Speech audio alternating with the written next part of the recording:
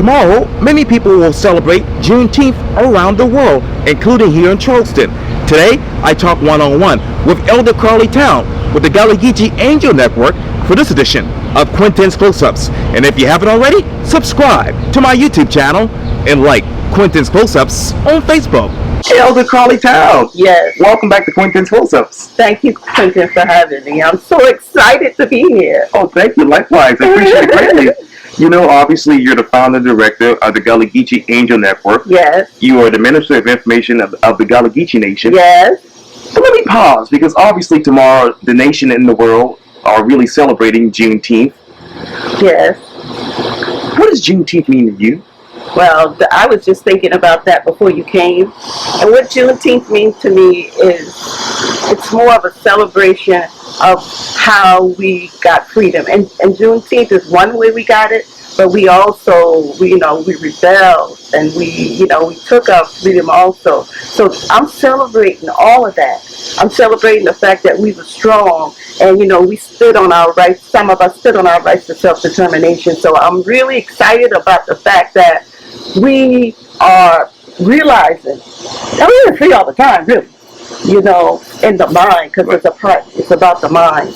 But I'm glad that the government granted us this day. So I appreciate that.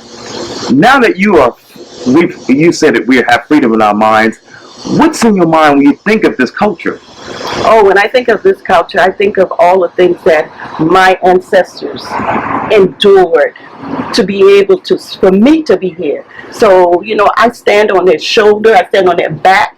I mean, it's just so much things that I really appreciate, because I know somebody else had to suffer more than I did. We had our times too where we had issues, but things that happened to us. But my ancestors were strong for me to be here today. What's your message to your ancestors? Well, I want to first thank God. And then I want to thank my ancestors, because I say thank you Right. for all we can do for us. Thank you for everything. Because if it ain't been for you, I wouldn't be here. Wow, that's amazing. Yes. And when you heard about Juneteenth for the first time, how did you educate yourself?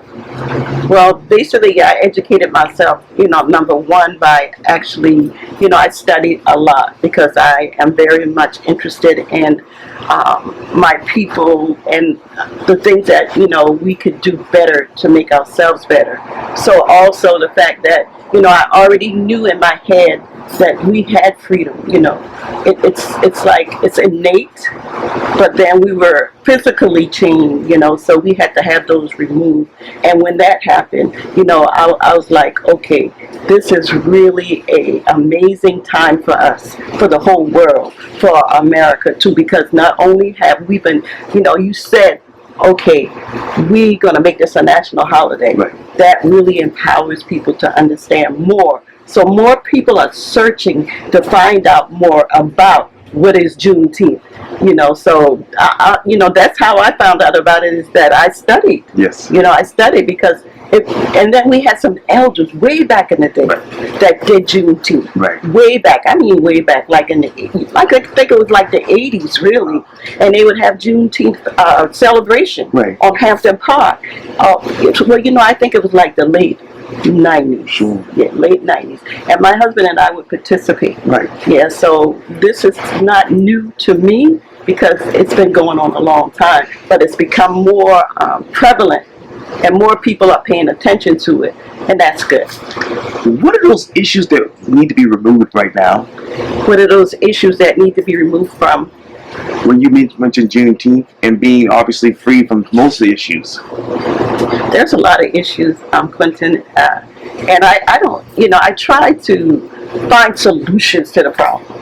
There's always some problem somewhere, but what is the solution? So I try my best to find a solution. I don't focus as much on the problem, but I focus really hard on the solution. What are those solutions? Some of those solutions is like we're here now, educating people, empowering people through different means, and we do that in the Gullah Geechee Nation. Right. We do that. Matter of fact, tomorrow it's Juneteenth, and we're having a celebration tomorrow at I think by the I Am Museum. Queen Quet is going to be there. chieftains of the Gullah Geechee Nation. Claudre Stuckey is going to be there. Yes. The young people, Anastasia Ketchum. So we are going to be educating people. We're going to be not, just entertain. We call it edutainment. So we're going to be telling people about culture. We're going to tell people about what's going on in the community. Matter of fact, we have an event in Charleston at the Unitarian House. That's what we try to do. We want to keep people informed, engaged, and inspired. Let me go there, because that's my running route every week. How do you educate and entertain people about gentrification in that area? Well, that's another story for another day. And you have to educate people by letting them know that your property is valuable too. You have to realize, they have to realize that it's important for you to value your stuff, because if you don't value your stuff, somebody else will. And that's what happens. We figure, grandmama gone, I'm gonna just sell this because I need the money. The money goes like that. But this house, my auntie bought in 1958 during the Civil Rights era. And today, which is 2021, June 18th, I'm sitting here. You see? So that is the reason people got to realize that if you hold on to your property, you actually can pass it to the next generation. So we can build some generational wealth. Continue to build generational wealth. What is the state of generational wealth? Well, I don't know the state of generational wealth, on a whole, but I know we still got a lot of work to do.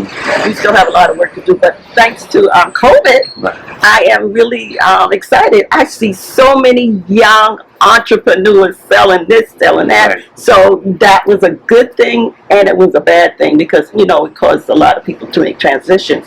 But I see where people are becoming more aware of who they are and whose they are, and that they have everything they need to get what they need and to do what they got to do. What is the era of civil rights in the midst of COVID 2021 politics?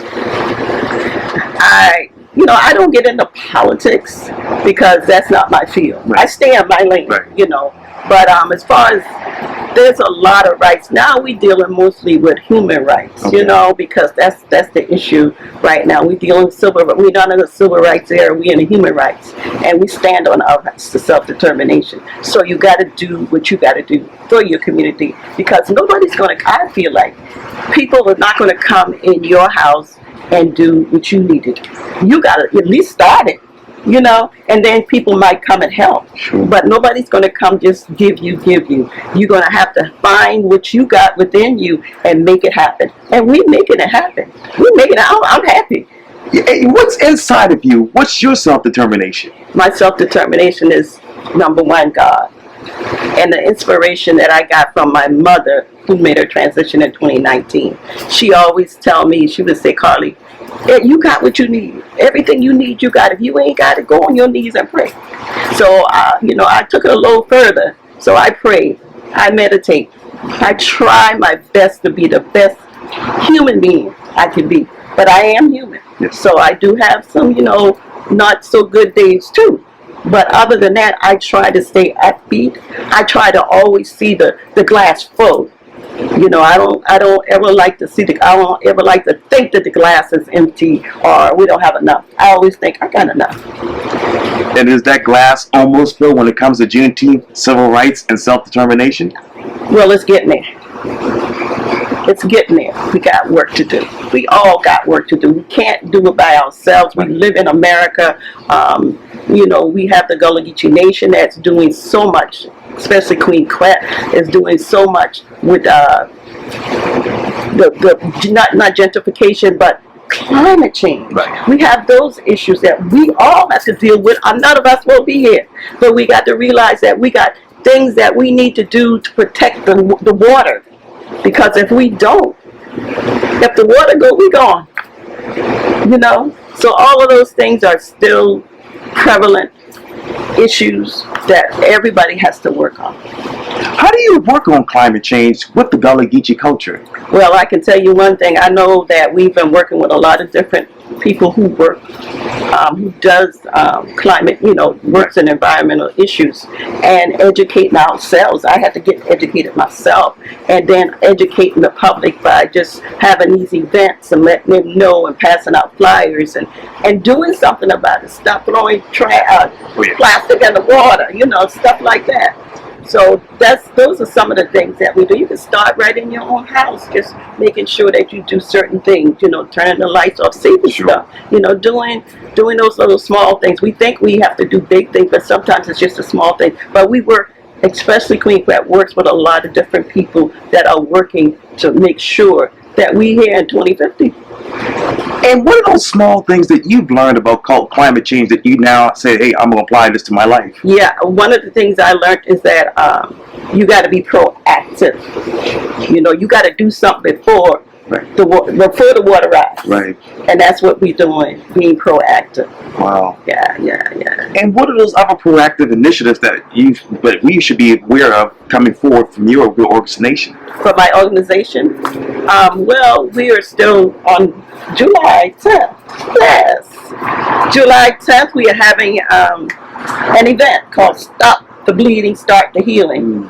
And what that means is this is a statement by Anastasia Ketchen. She's actually having it with the Gullah Geechee Angel Network. We're sponsoring it. And it's to bring back healing. And the healing should be like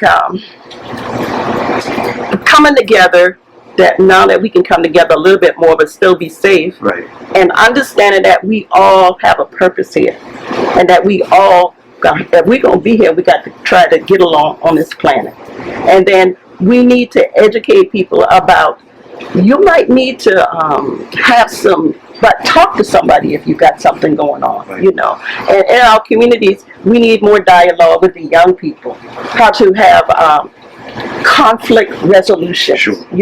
So those are some of the things that we're going to do, but we do it with art, because we kind of keep art in the forefront of it, because I believe in art for social change. Okay. And I've seen it happen, So we also include food vendors, because right. we want to get them dollars rolling around in your community and staying in the community longer than it is staying now. So this is a way to do that. And not only am I doing, I see now that there's a lot of people that's doing the same thing. And I'm like, praise God, from whom all blessings flow. Yes, indeed. Yeah, so we're going to have a small farmers market. Wow.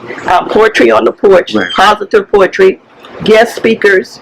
And then we're going to have things for the children, because it's called Unitarian House. Yes. So the Girl Scout is coming, and they are going to come because they had suggested that I put a pagoda on the back of the house so that they could have classrooms, sure. and they could read from under the pagoda. So that's what we are doing. So they'll be there, and they'll be under there too, doing their thing. We still haven't got inside Unitarian House to fix it up yet.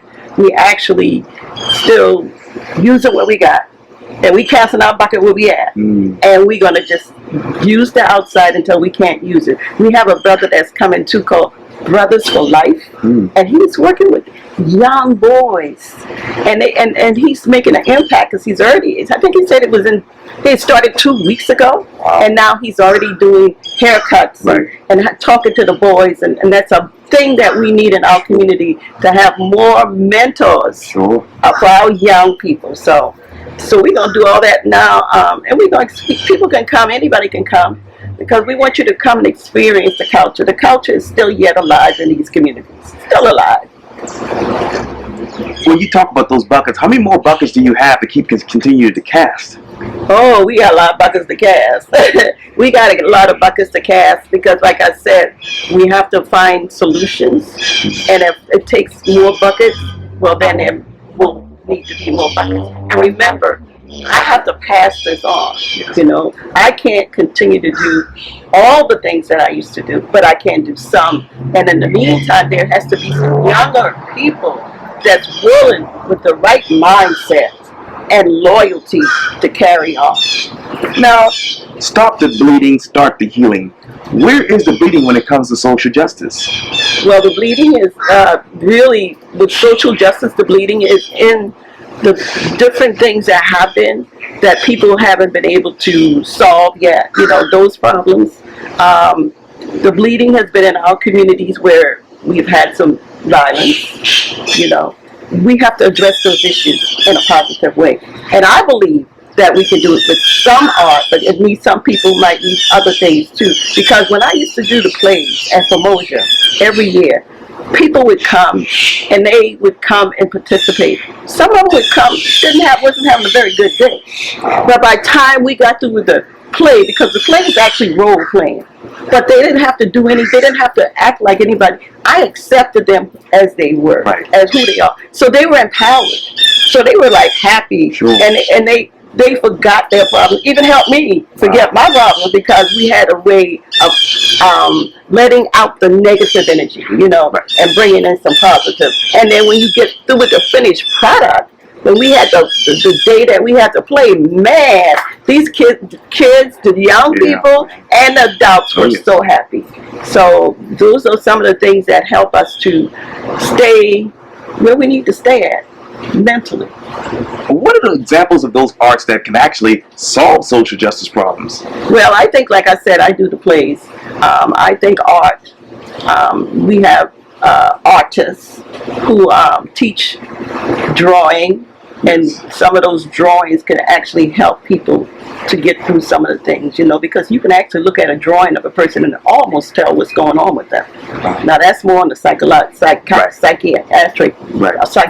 part. Sure. But yeah, so some of those things, and Anastasia does a good job. She does a lot of team building. So she gets everybody in the team, and then she kind of asks them, like, what's going on? And with me, I'm always thinking of a mantra that people can use. So we used to say, we are rich and millionaires, and we are beautiful artists and stuff like that, that would empower people. So that's amazing. Yeah. Who is empowering you these days? Well, that's a good question. I think it's all about, I wouldn't call names, but I have a beautiful circle of people that are there, that when I do not want to talk to somebody outside of that circle, I can always call them. Yes. They are different ministers and business owners and chiefs, people who I know that I can trust to tell my story and not be judged. Exactly right. Yeah. Let me get back to Juneteenth. What more should we be made aware of in regards to Juneteenth? Well, I think you should be aware of the fact that it's a celebration, but look at the historical aspects to it. Don't just dwell on somebody gave you something. Dwell on the fact that some people made this happen, our ancestors, because they actually did things. They rebelled. Some sued. A lady sued, and I read an article this morning. Matter of fact, I got this article, and I think it was, the lady name was Deanne Barry, and she said that what was given, we shouldn't focus on all the time on what was given, but what was claimed, and Black liberation, and she said enslaved people took, fled, reclaimed, and sued for freedom. And she cited a thing, I think it was 1837 or 27, I'm not sure the date, where a woman knew that if she could be released by her enslaver, that she waited 365 days. And she knew that law, and she won, and she and her children got free in 1827-37. Wow. So it's a lot of different scenarios that happen, and we just have to pay attention to the whole story. We can't just segment it into one part, and just make sure that we understand the whole thing. So what is it to us individually? What is it to me? Well, I think that this means that I always said I see many doors open. Right. But when those doors open, we got to walk in and make sure we do the right things, make sure that we are on point with what we have to do.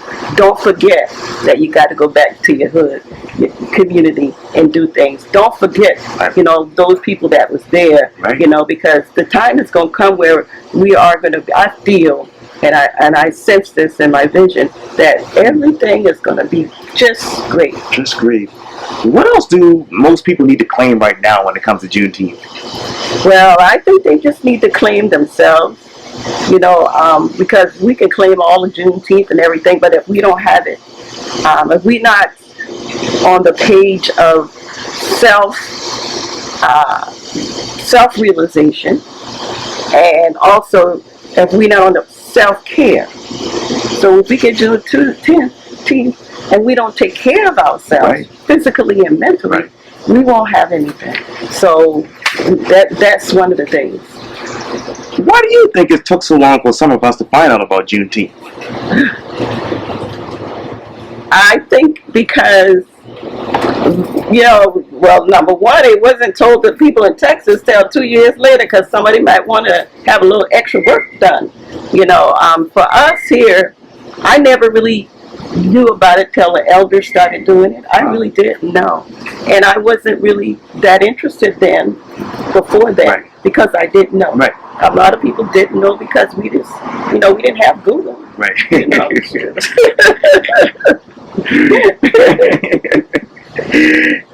let me ask you this, Elder. How do we gain a sense of humility? That's a good question.